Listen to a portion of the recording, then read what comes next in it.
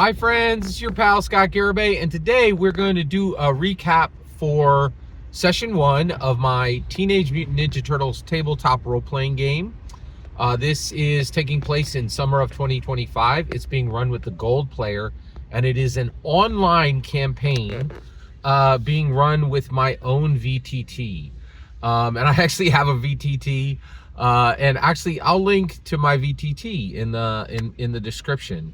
I have my own process for running online tabletop role playing games. It's my own VTT, and it's very just like everything else I do, it's pretty unconventional, but it's pretty cool, and I'll share it below.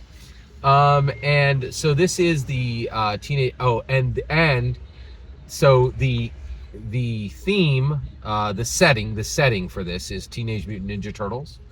And I'll tell you exactly what that means, because Teenage Mutant Ninja Turtles is a pretty wide open, theme. And then also, it is, so it is definitely a wide open theme. But I'll explain what I mean exactly by Teenage Mutant Ninja Turtles. And then also the rule set for this was Feng Shui 2, which I highly recommend. It is a fantastic system.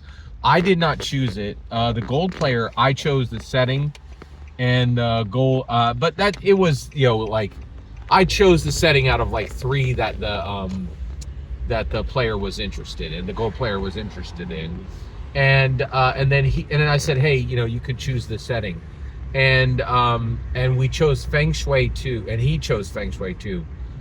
That game is a banger. The rules are very interesting, very they're effective, and I have never seen anything that the rules are better suited to an action game, except Outgunned. Outgunned is quite good, but Feng Shui 2 is really fantastic, and it was created by Robin D. Laws. It's really good. I highly recommend it. All right, so let's start recapping. Okay, so first of all, I started this session, and we just kind of role played for a while, and the Gold player was like, "Oh, well, you've already asked quite a few questions I had about what Teenage Mutant Ninja Turtles this is." So one, they are high school, the TMNT, all 4 of them are together. They live with Splinter in their sewer lair, all right? And then in addition to that, they live together in their sewer lair, and they're high school age. They live in New York City, and their friend is April O'Neil. And they've been active, and so they've all grown up together, and they've been active as the Teenage Mutant Ninja Turtles for probably a year or 2. And then, this is very important, I actually gave the Gold player the option to have what happened at the end of Teenage Mutant Ninja Turtles Mutant Mayhem, which is the Seth Rogen animated film that came out last, which, by the way, if you ain't seen that, that is fantastic. It's very, very good. And frankly, but in that, one of the things that was really interesting was they had a situation where the Teenage Mutant Ninja Turtles at the end went public and actually started going to a human high school, which I thought was a really cool direction. And I offered that to the Gold player, and the Gold player's like, no. Teenage Mutant Ninja Turtles should be secret. So they're secret, okay? So all that's in place, and that's the TMNT that we're running with, which is pretty resonant with most TMNT inclinations. Almost all TMNT projects, whether it's a show or a comic book, they're pretty resonant with one another. They have a few, mostly the differences are visual, right? Like, which I think is interesting.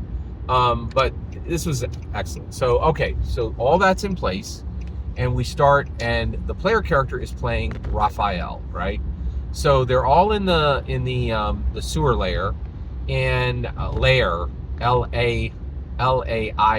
like a dragon's lair, okay? And Donatello's at his keyboard, he's doing his thing. Michelangelo is skateboarding. They have a half pipe that's actually built into the sewer. Splinter is watching his television shows. It's late at night. It's about 10 p.m. And Leonardo is practicing with his dual swords by himself. And Donatello throws a pizza crust over at. Actually, Donatello throws a nacho. That's important. We'll get there. He throws a nacho over at Raphael, hits him in the head, and Raphael looks up, and as soon as he does, Donatello throws him a burner phone. Okay, and on the burner phone is a text, and the burner phone, and so Donatello, he's the tech guy, and he has literally a stack of these burner phones, each with some duct tape on it, and just somebody's number written on it. And this is the one to Casey Jones, right? Now, one of the ways I do this with my VTT, I just put up a picture of Casey Jones, and then I give the player a chance to say, do you know who that is? And he's like, oh, that's Casey Jones, So, and then I gave an advancement roll to the player, just for something as small as that, right?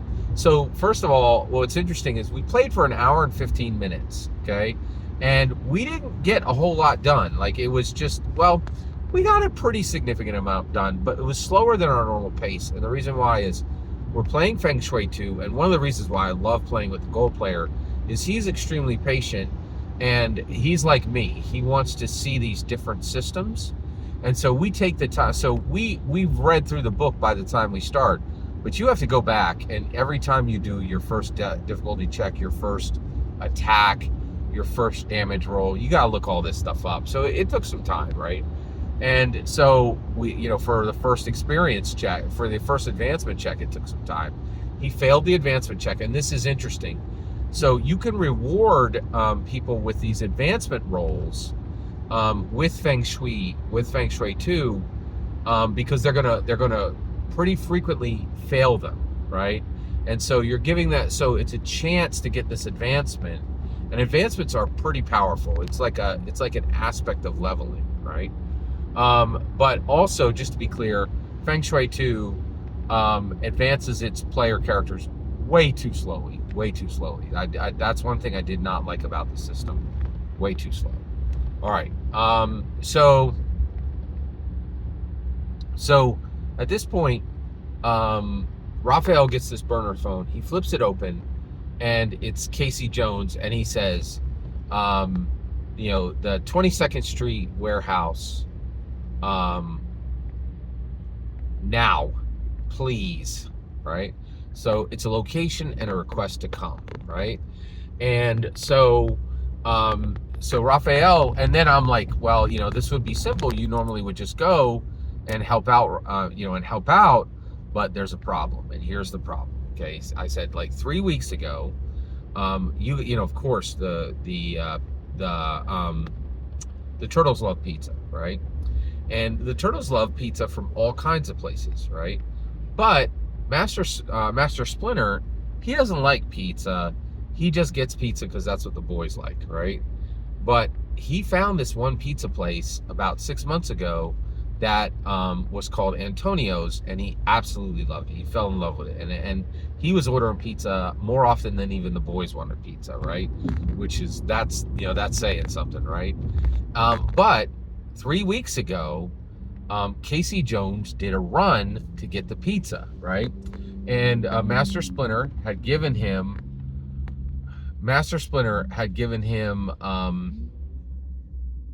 cash, and so he gets there, and Antonio and the cash register guy palms a $5 bill, right, for is keeping it, right, and shortchanges him, right, Casey. Well, Casey loses his temper and starts yelling. Antonio comes over and goes, "Hey, what's going on?" Right? Gets in the middle of it, and this whole thing goes south. And Antonio's like, "Take your pizza. You already paid for it, but you're cut off." And and your whole and at this point, he cuts off all the turtles and Splinter. Right now, first of all, how does he cut off Splinter and the Turtles and Casey Jones if they're private? Well, one of the issues is just like the show, right? Like sometimes you just don't ask, right? You're like, so I didn't need to get into that too much, but they're cut off, and Master Splinter was furious with Casey, and so Master Splinter said the following. He said, all Teenage Mutant Ninja Turtles and April O'Neil are forbidden from talking to Casey Jones until the first fire leaf falls. Now, what he means by that is that the first, orange leaf of fall, when the foliage turns in the fall in Central Park, that's when you guys can all talk to Casey Jones again. So he forbids all Teenage Mutant Ninja Turtles from talking to Casey Jones for 3 months for an entire season, because it's summertime now. And so they are, and then he says it is forbidden. It is forbidden, right? And so yeah, and which I was like, whoa, like it's pretty wild. So and so at this point now, Casey's saying, hey, I need you to come to this location. I need you to come now. And I'm asking you specifically, Raphael. But this has also been forbidden by Master Splinter, right? So now there's a decision, right? And Raphael decides, I'm going to go, right? Casey Jones is my friend. I don't think he'd text if he didn't need it. I'm going to go, right? And then there's a little bit of back and forth with Donatello. And Donatello's like, if you're gone for 3 hours and we don't hear from you, we'll come, right?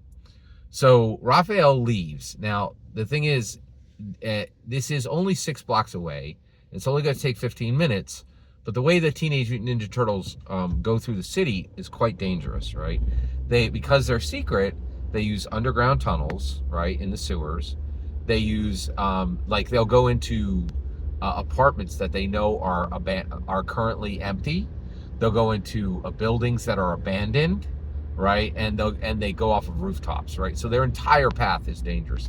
They climb buildings that architecturally are for climbing, things like that, so basically the first thing happens right out of the gate is I explained, you have to get out of the sewers.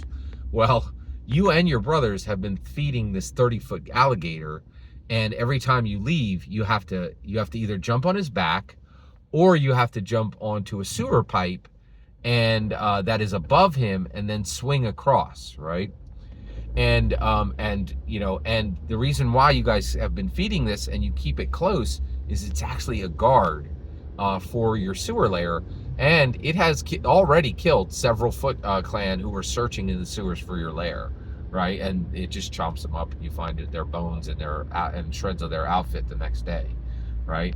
So the first thing he has to do, and so he elects to jump off its back, right? And now we have our first we have an acrobatics check, right? Now the way that Feng Shui 2 works is you have these shticks, right? And shticks, you have a lot of advantages to do cool things. Or you have a skill that is close to that, and you have a number. And that number is 11, is usually between 10 and 15, okay? It might be as low as 7 or 5. It's between 5 and 15. Sorry, I should have said that. And then, so you get your, so essentially he has, what did he have again that he used for this? He had intrusions, right? So he used infiltration, and he had an 11 with that, right? So I set the difficulty at a 10, okay? Now he's got an 11. Right? So why does he even need to roll? Because the 11 is already the target over the target number of 10. And that's tough. It's not even super difficult. It's just tough. Then he rolled his 2 D6s. One's negative and one's positive. So he gets a 3 and a 6. Okay? I'm sorry, he gets a 3 and a 5. So the 3 is a negative and the 5 is a positive, which means the total is a +2. So that takes his 11 intrusion and adds a 2, and his total was 13 at a target number 10. He makes it, okay? Wait, I'm sorry. I totally got that wrong. I apologize. It was flipped. He got a -5 and a 3, and he failed by 2, Okay, sorry. So he failed by 2 because it was 11 and it brought it down to a 9, and then so he failed. So now the alligator has a chance to chomp him. Okay, and so the alligator does chomp him, and we do our first attack. Okay, and so the alligator had a 15. It had a 12 to its bite, right? And then it rolled its swerve, and it was a 2 and a 5, which gave it a +3. So now it's at a 15. Okay, then you take that 15 and you and that is over and that's the result. Oh, I'm sorry. Okay, you take that 15 and you minus the person who's being attacked, their defense, which was 8. So that's a positive of 7. Okay, that 7 is now the smackdown, which goes against the toughness. Okay, but his toughness was 8, which meant that it did 0 damage, right? So it really didn't, it snapped at his heels and did not hit him. And really, it didn't do any damage. It actually hit him. It just kind of nipped at his heels. And so he is then able to bounce off its back, roll on, and then rush out onto the street above, right? And the alligator actually, crawls after him and actually bangs up the manhole cover and actually bounces and sparks off of a cab as Raphael kind of dodges out of the way, and then starts to make his way toward where he's meeting with Casey Jones. So that's where I'm going to end this recap here. We'll continue later. Thank you for your patience. Thank you so much for letting me share this with you. I love doing these recaps. They're highly valuable to me. I know they're not everybody's favorite content. They usually get pretty low views, but they're super, super valuable to me. And if you watched all the way through, I cannot thank you highly enough. Every single word you just heard is my humble opinion. The important part is when I get to hear your humble opinion. When you get in the comments and send your traffic, please consider subscribing, and have a fetch millennium.